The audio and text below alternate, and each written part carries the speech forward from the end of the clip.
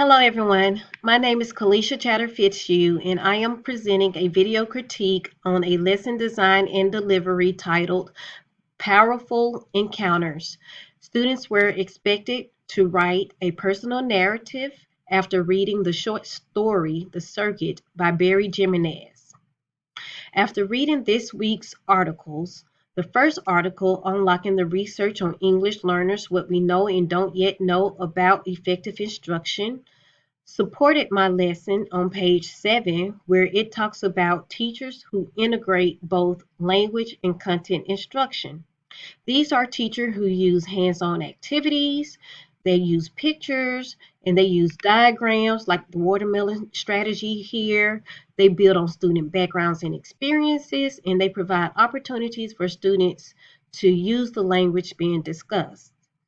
Also, it's important that students are able to connect with the materials that are or the text that is being read if we want to see them use the language being discussed.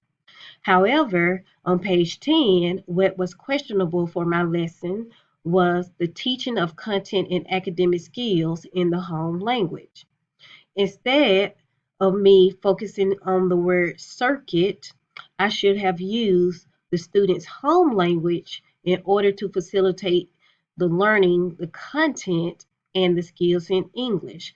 For example, I could have used more cognates in words like powerful or power and talk about how it applies to both the content and the skills of comparing and contrasting, and students would have a clearer understanding of what I would have expected them to do by the end of the unit.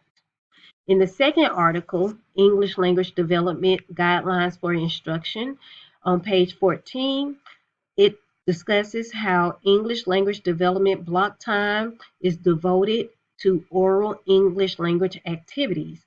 I do have one activity within my lesson design where we focus only on listing mood and tone words and also the expression that generally or gestures that generally goes with those mood and tone words.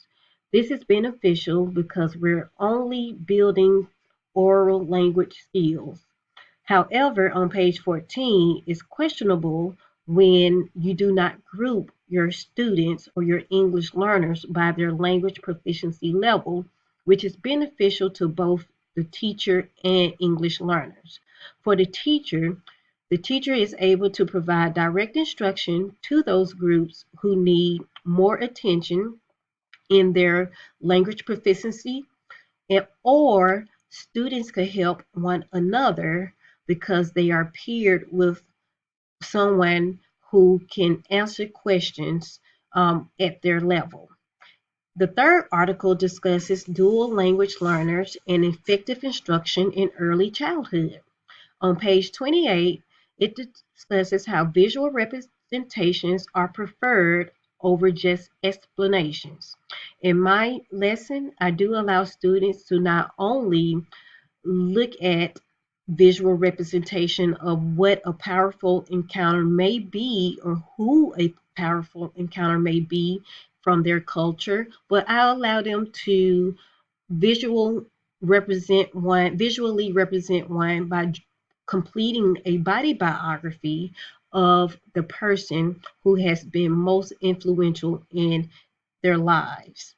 However, what does question my lesson can be found on page 28, where it says children can also be provided with space and they need to act as spectators in order to be able to rehearse the language being used and given the opportunity to want to respond.